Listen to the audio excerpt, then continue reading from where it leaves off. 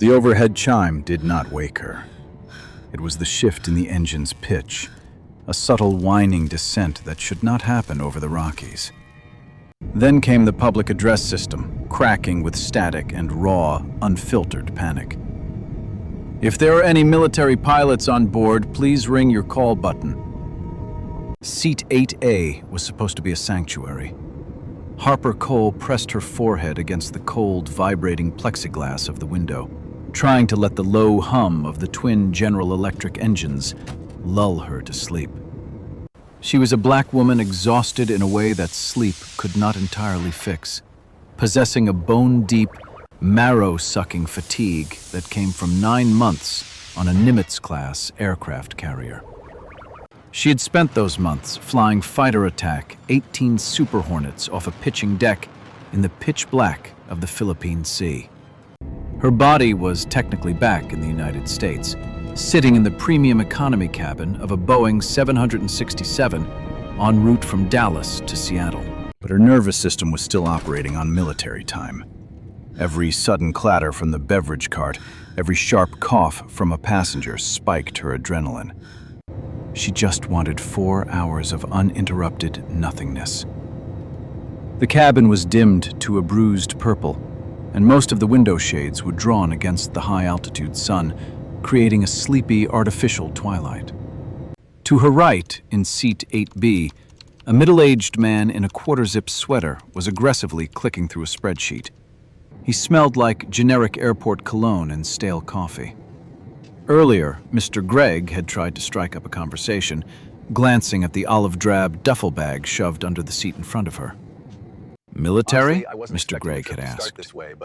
Harper had just given a tight, closed-mouthed smile, nodded once, and put her noise-canceling headphones over her ears. She was not in the mood to explain the mechanics of a catapult launch to a regional sales manager. She closed her eyes. The aircraft was cruising at 34,000 feet in smooth air. The autopilot was doing the heavy lifting, flying a precise, invisible highway in the sky. Commercial flying always felt profoundly sterile to her. In the Hornet, she wore the jet like a second skin. She felt every knot of airspeed in her spine, every gravity force pressing the blood out of her brain. Flying a fighter was an act of sustained, managed violence, while riding in a commercial airliner was like sitting in a flying waiting room. She drifted off, her head lolling against the bulkhead. She was not sure how much time had passed before the physics of the aircraft woke her. We're going down! It was not a bump. It was a drop, a severe stomach-into-the-throat loss of altitude that instantly pinned her against her seatbelt. The cabin erupted. Someone in the back screamed. Mr. Gregg, next to her, gasped, his laptop lifting off his tray table and slamming back down.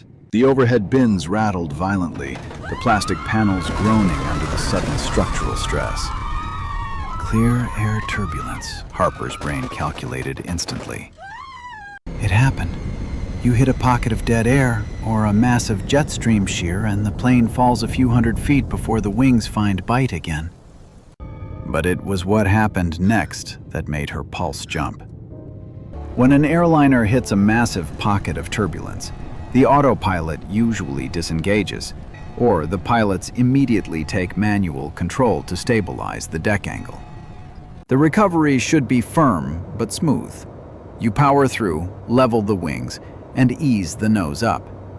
The recovery of this 767 was anything but smooth. The left wing dipped sharply, an uncoordinated bank that slid the passengers against their armrests. Then the nose pitched up too hard, the engines whining as they spooled up to catch the sudden loss of airspeed. The aircraft wallowed. It felt heavy, sloppy, like a drunk trying to walk a straight line. Harper sat up straight, her headphones resting around her neck. She looked out the window. The horizon line outside was tilted at a 20-degree angle, and the nose was oscillating. "Jesus," Mr. Gregg muttered, gripping his armrests until his knuckles turned white. "What are they doing up there?" Overcorrecting, We have to get Harper off this plane whispered, right now. almost Something to is herself. terribly wrong. She frowned, her dark eyes scanning the front of the cabin. The heavy curtains separating premium economy from first class swayed erratically. Usually, after a drop like that, the captain would immediately key the microphone to reassure everyone. But there was nothing. There was just the drone of the engines and the nervous murmurs of 200 passengers. We have to stay quiet. The plane leveled out, but it felt precarious. The precise, locked-in feeling of the autopilot was gone.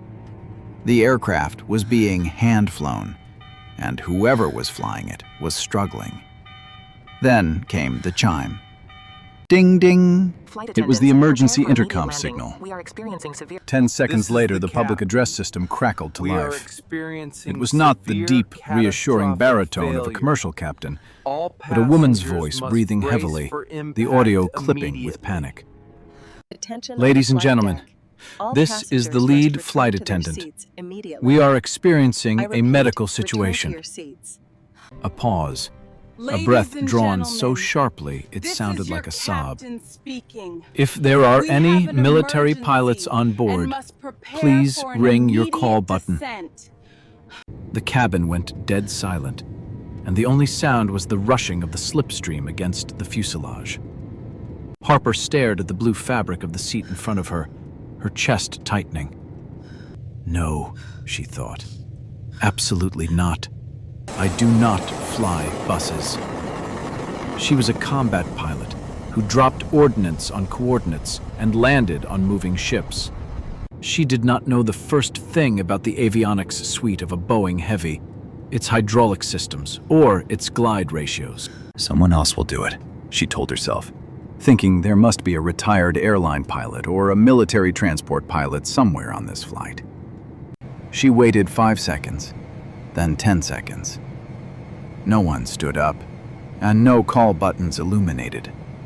The plane banked again, an ugly, shuddering dip to the right, and the engines surged in a delayed, desperate attempt to maintain altitude. Stall warning. Whoever was in that Hydraulics cockpit was losing the fight I have against the controls. plane's Trying to mass. stabilize the aircraft. Harper closed her eyes, let out a long, ragged exhale, and reached up.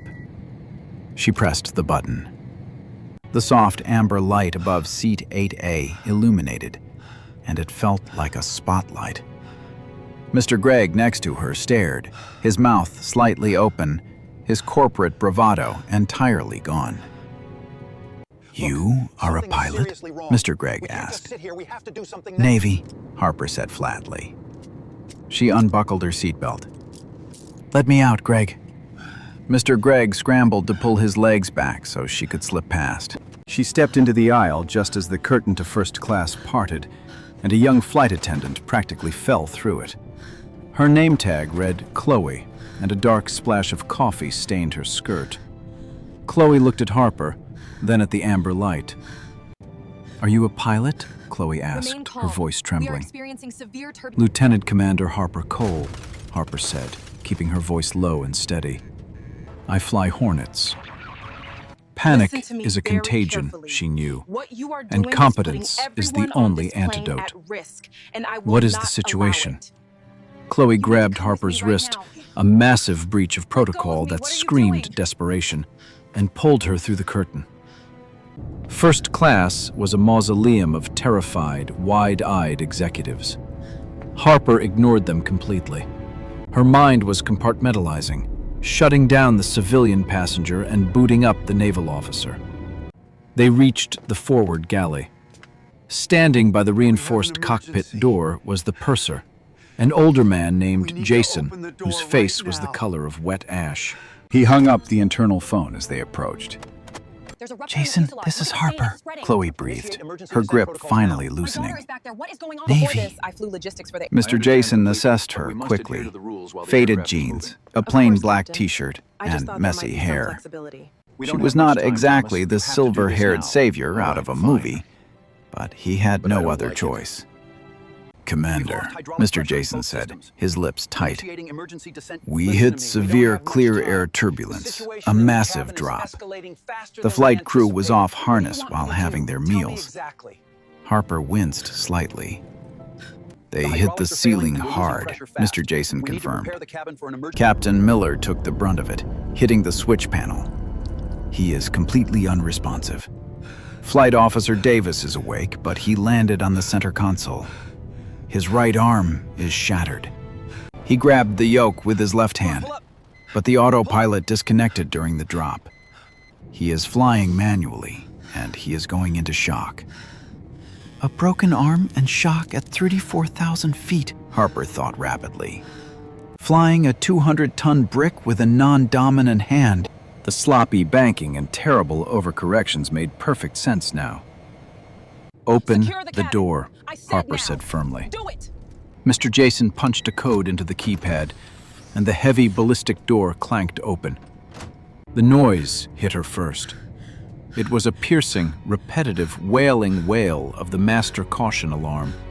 Red and amber lights strobed across massive glass displays, casting an eerie glow over the controls. Then came the smell, copper from fresh blood, and the sharp scent of cold sweat. The cockpit was surprisingly cramped. On the left, Captain Miller was slumped heavily against his harness. A deep gash across his forehead leaked bright arterial blood, pooling on his pristine white collar. On the right, Flight Officer Davis was pale and soaked in sweat. His right arm hung at a sickening, unnatural angle. His left hand was locked in a white-knuckled death grip on the heavy yoke. He was hyperventilating, his eyes blown wide as he stared blindly at the artificial horizon screen. Davis, Harper said, stepping into the cramped space and pulling the ballistic door shut behind her. You have He to did listen not to me. hear her We are in over the serious alarm. trouble. Please say something. He flinched suddenly, jerking the yoke to the side, and the plane tipped sharply to the left. Harper caught herself on the jump seat behind the captain to keep from falling. She slapped her hand down on the glare shield, right in his line of sight to break his trance. Davis, look at me, Harper commanded, her voice projecting effortlessly over the wailing alarm. He blinked, pulling his eyes away from the screen, looking confused and utterly terrified. I am Lieutenant Commander Cole, United States Navy, she said, locked onto his gaze. I am a fighter pilot. I am taking the left seat. I have got you. Look at me. I cannot, Flight Officer Davis gasped, his chest heaving. Breathe with me. The trim! Just try I to cannot slow reach it. down. I know, Harper Look at the altitude replied indicator, it's calmly. fluctuating wildly. Hold it steady for 10 seconds. 9. She turned her head toward Mr. Jason, who was lingering anxiously in the doorway. Get the captain out of that seat, now. Down. Stay down. Mr. Jason and Chloe squeezed into the narrow space. It was a brutal, ugly process, dragging the heavy, unconscious man backward over the center console. Harper reached over to help haul him out, getting a wet smear of blood across her forearm in the process. They pulled the captain into the galley, and Mr. Jason shut the door, leaving the two pilots alone. Harper slid into the massive captain's seat. It felt giant compared to her usual cockpit, and the heavy yoke looked completely alien. She was used to the minute wrist movements of a fighter attack 18 center stick, while this machine required whole arm leverage. She strapped the 5-point harness tight, pulling until the straps dug hard into her collarbones, using the physical pressure to ground herself. All right, Davis, she said, wrapping both of her hands around the heavy black horns of the yoke. I have the Initiating aircraft. transfer sequence. You have the the aircraft, throttles. Flight Officer Davis repeated, his voice cracking. The sudden relief seemed to break him completely. He let go of the controls, slumping back into his seat and cradling his shattered arm against his ribs with a groan. Left entirely on her own, Harper looked at the main flight display. The digital artificial horizon was tilted 12 degrees to the right, and the nose was pitched up 4 degrees. The airspeed was bleeding off rapidly, and the giant machine was wallowing dangerously in the thin upper air. Aviate, navigate, communicate, Harper reminded herself, reciting the primal rule drilled into every pilot from day one. First, aviate. She pushed the massive yoke forward to lower the nose, feeding power to the throttles with her right hand. The giant General Electric engines responded a full second later. The sluggishness was staggering compared to her fighter jet. She had to apply heavy, sustained pressure and wait for the plane's massive momentum to catch up. It felt exactly like driving a semi-truck on ice. She banked to the left, stepping firmly on the rudder pedals. Slowly, the digital artificial horizon began to rotate back towards center, leveling out. She held the nose steady, letting the airspeed build back up to a healthy cruise before easing back on the power. With her thumb, she clicked the switches on the yoke to trim the heavy pressure away until the controls neutralized. The aircraft finally stabilized, locking into a straight line. Harper slapped the flashing yellow master caution button with her palm. Absolute silence crashed into the cockpit, save for the constant wind rushing over the nose and the ragged, shallow breathing of Flight Officer Davis. "Okay," she said, her voice cutting through the quiet. "Stay with me, kid. We are level." "Where are we?" Flight Officer Davis whispered, his eyes closing as the pain washed over him. "Seattle Center," he murmured. Harper scanned the unfamiliar console, found the radio frequency dial, and located the push-to-talk switch on the heavy yoke. She checked the small placard on the dashboard to confirm their call sign. "Seattle Center, this is Heavy Flight 442, Harper transmitted, declaring an emergency. A brief beat of static followed. Then, the sharp, calm cadence of an air traffic controller broke through her headset. "Heavy 442, Seattle Center. Go ahead with your emergency." "Seattle Center, Heavy 442, Harper said, her tone professional and icy calm. "Both flight crew members are incapacitated. I am a non-revenue military pilot, and I have taken control of the aircraft, requesting an immediate vector to the nearest suitable runway and a patch to a Boeing company pilot. I need a walkthrough on your autopilot suite right now." A heavy, stunned pause settled over the radio frequency. The controller dropped into the deadpan cadence reserved strictly for emergency protocols. "Copy emergency radar contact," the controller responded. "We are getting a company pilot on the line right now. What is your flight experience on the 767 airframe?" Harper looked up at the overwhelming wall of glass screens, the hundreds of toggle switches, and the completely foreign overhead panel. "Zero," Harper said flatly into the microphone. "I have never flown one in my life." And I will not be stopped. The radio cracked again almost immediately, slicing through the tense, heavy air of the cockpit. "Heavy 442, this is Captain Jim Reynolds, Boeing Flight Standards," a new voice said. "I hear we've got a Navy pilot in the left seat today." Mr. Reynolds' voice felt like an instant lifeline.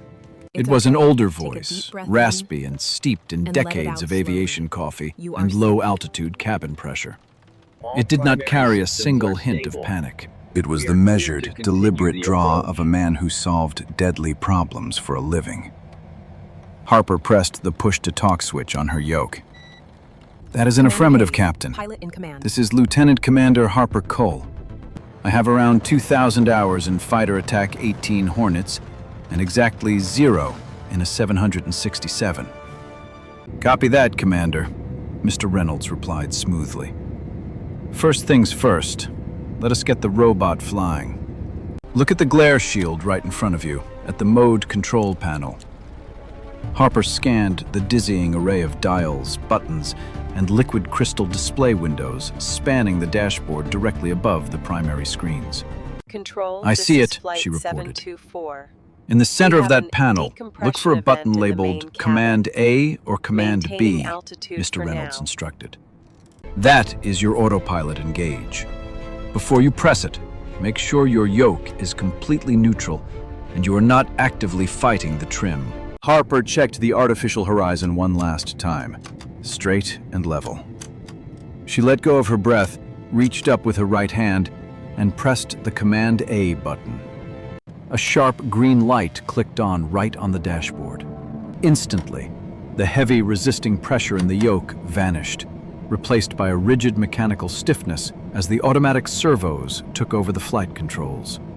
The massive aircraft settled into a solid, unwavering groove, locking onto its current heading and altitude. Harper exhaled sharply, dropping her aching hands away from the horns of the yoke. Her forearms were burning from the intense physical exertion of holding the 200-ton brick level. The physical relief of letting the automation work was immediate, but her heart rate remained pinned at over 120 beats per minute. Autopilot is fully engaged, Harper reported into her headset microphone. Good work, Navy, Mr. Reynolds replied from the ground. Now, how's my first officer doing over there? Harper turned her head to check the right seat. Flight Officer Davis had deteriorated significantly since she sat down. His skin was the color of old parchment, cold, clammy, and gleaming with a thick layer of sweat. His breathing was rapid and shallow. The pure trauma of his shattered right arm was overwhelming his nervous system, sending him deep into shock. He is going down fast, Harper said, keeping her voice low and even so she would not panic him further.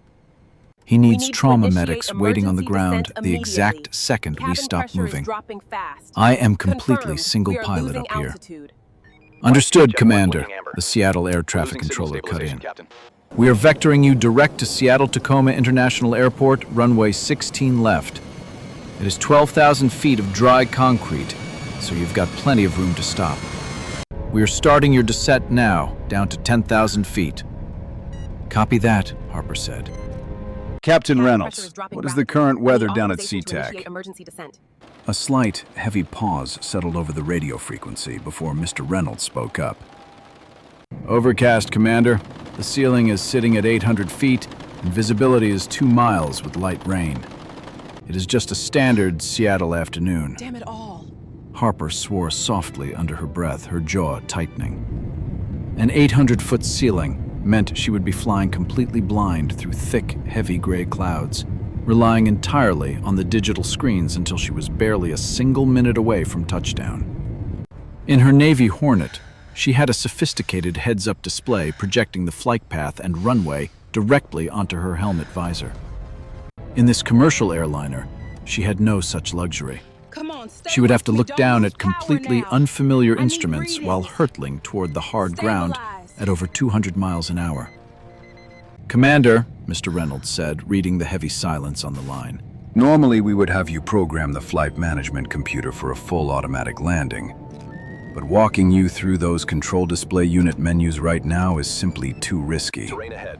You might accidentally dump the flight plan entirely and disconnect the autopilot. Harper listened intently. We are going to do this old school, Mr. Reynolds continued. Air traffic control will give you specific headings and altitudes. You dial them directly into the mode control panel, and the plane flies them. When you finally break out of the clouds at the bottom, you will disconnect the autopilot and hand fly the flare to land. Can you do that for me? I assure you, we have the situation I can under do that, control. Harper Remain said calm and smoothly. follow my instructions. It was a total lie of necessity. She had absolutely no idea how this heavy beast handled at low speeds, but she had to survive. Okay, look at the panel again, Mr. Reynolds instructed. Find the altitude window and spin the dial down to 10,000 feet. Then hit the button right next to it that says Flight Level Change. Harper located the dial, spun the numbers down to 10,000, and pressed the flight level change button. The automatic throttles immediately snapped back on their own, pulling the physical thrust levers right out from under her resting right hand. The distant roar of the massive General Electric engines spooled down to a quiet hum, and the nose of the Boeing 767 dipped gently. Their descent into the soup had officially begun. Behind her, the heavy cockpit door clicked loudly and swung open. Mr. Jason, the purser, stood in the galley doorway holding a small paper cup filled with water, his hands shaking so violently, the liquid was sloshing over the brim. "Captain Miller is stable, but he has not woken up yet," Mr. Jason reported, leaning into the cockpit just enough to hand her the cup. "The passengers definitely know something is wrong, Commander. This descent feels very steep." Tell them the absolute truth, Jason, Harper said, downing the water in one giant gulp. Her throat was painfully dry from the adrenaline. Tell them both pilots are completely incapacitated, but a military pilot is at the controls. Tell them we are landing in Seattle in 20 minutes, and keep them pinned in their seats. Nobody moves. Mr. Jason nodded tightly, his face pale. Good luck, Commander. He shut the heavy ballistic door, sealing her back into the sterile, alarm-ready environment of the flight deck. Sync rate. Harper watched the digital altimeter unwind rapidly. 20,000 feet, then 15,000 feet. 200. At exactly 12,000 feet, the clear blue sky vanished instantly as the Boeing plunged into the thick, dark gray soup of the Pacific Northwest cloud layer. The cockpit darkened instantly as they sank deeper into the dense, churning fog. Cold rain began to streak across the thick glass windshields in heavy, horizontal lines. Almost immediately, vertigo crept into the edges of Harper's vision.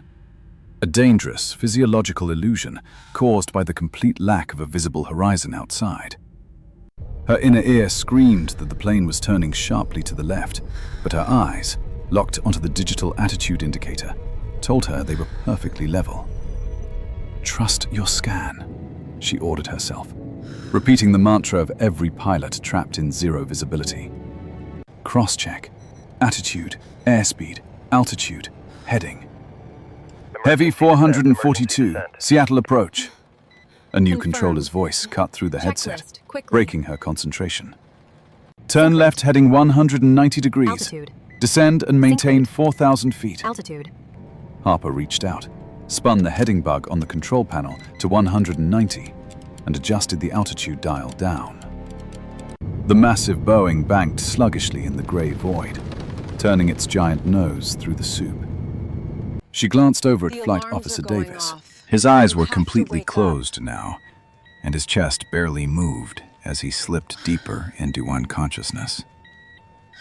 "Stay with me, Wake up. Davis," she muttered, You have to wake reaching up. across the We're console to losing tap his good altitude. knee. Please say something. But he did not stir. She was entirely alone in the storm.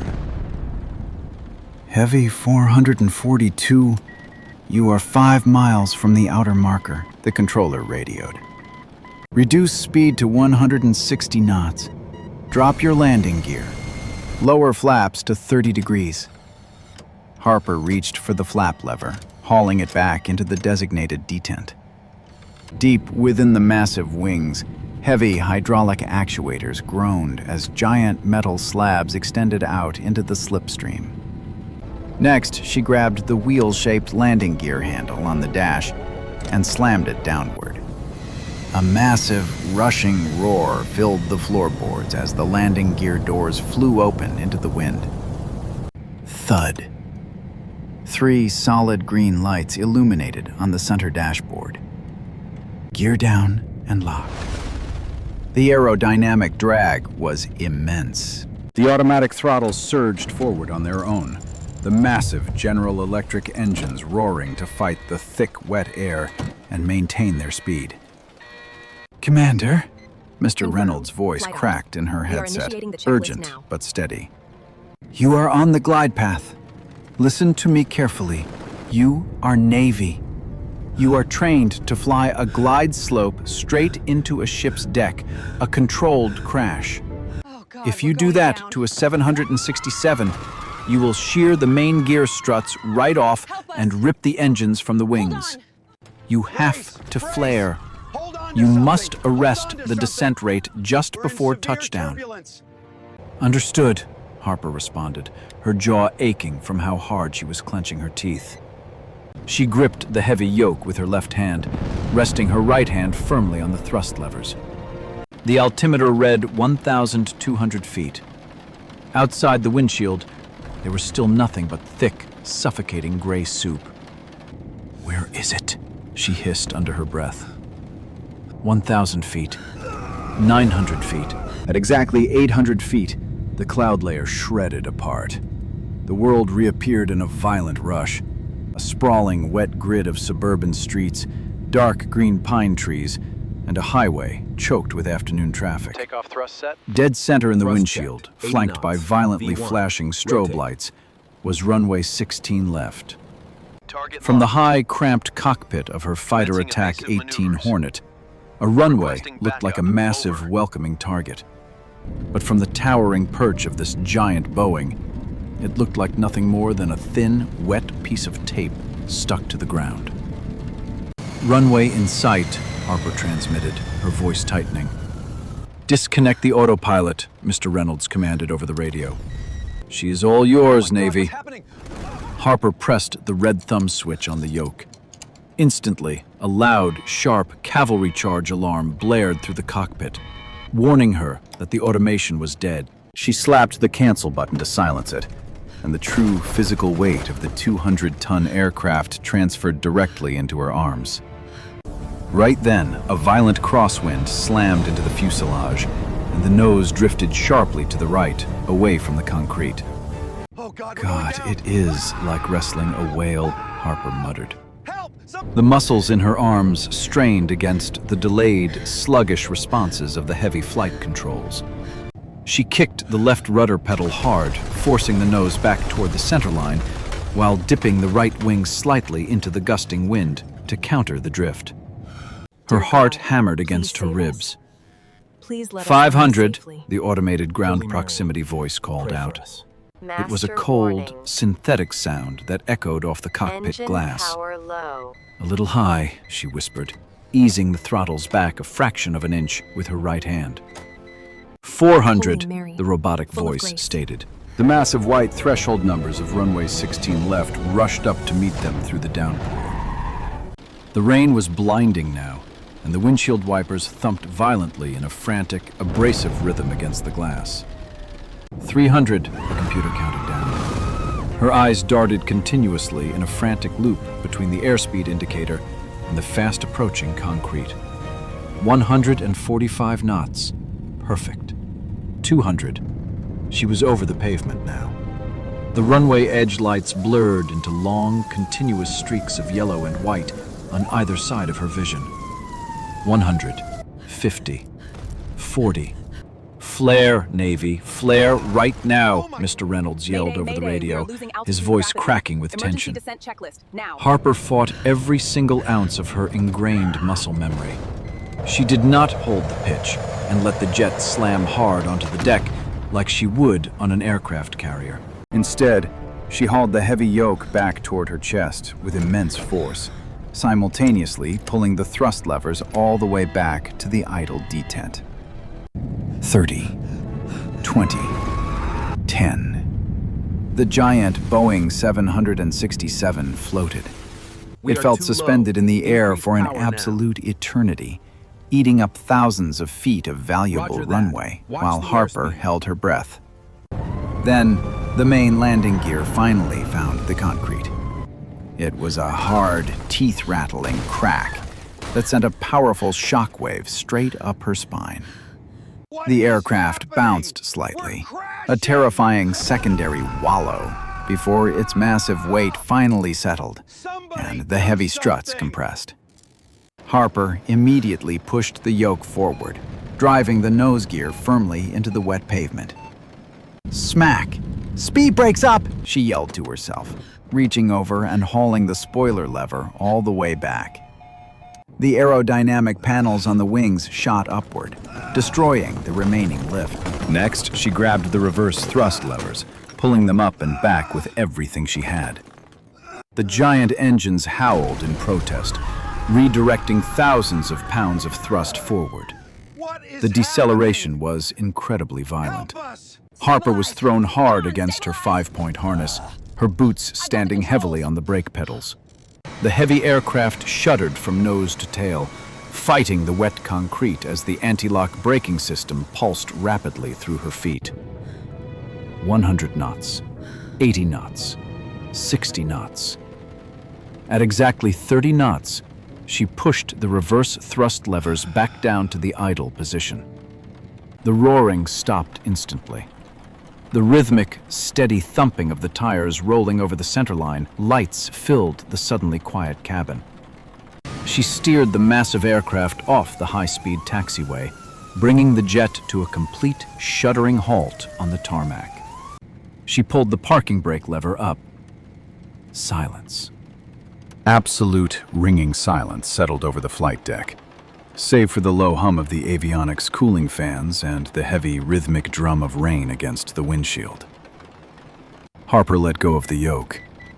Her hands were locked into stiff claws, and the muscles in her forearms were twitching violently. She could not stop shaking. It was not fear. It was the massive biological dump of adrenaline finally leaving her system, leaving behind nothing but hollow, total exhaustion. "Heavy 442, the tower controller said, his voice unusually soft and full of awe. "Fire and rescue are approaching your aircraft from the right side. Welcome to Seattle, Commander." Harper pressed the microphone button, her thumb trembling so hard she almost missed the switch entirely. "Copy, Seattle," she breathed. "Get the medics in here immediately. My first officer is fading." She unbuckled her 5-point harness, ignoring the stinging red marks on her collarbones where the straps had dug in. She turned to Flight Officer Davis, who was now completely unconscious, his head lolling heavily to the side. Terrified. The cockpit door burst open. Mr. Jason stood there, tears streaming freely down his ashen face. Behind him, the chaotic, beautiful noise of 200 passengers cheering, crying, and clapping flooded into the forward galley. Systems are resetting. "Open the main Looks like the cabin door, sensor is Jason," faulty. Harper said, So the her own landing voice gear is sounding secure. incredibly distant to her ears. 3 minutes later, down. emergency paramedics flooded into the narrow space. They moved with practiced, efficient violence, securing Flight Officer Davis's neck and hauling him carefully out of the right seat. Another medical team was already in the galley, working frantically on Captain Miller. Harper stood flattened against the back bulkhead, out of the way, watching the flurry of neon yellow jackets and medical bags.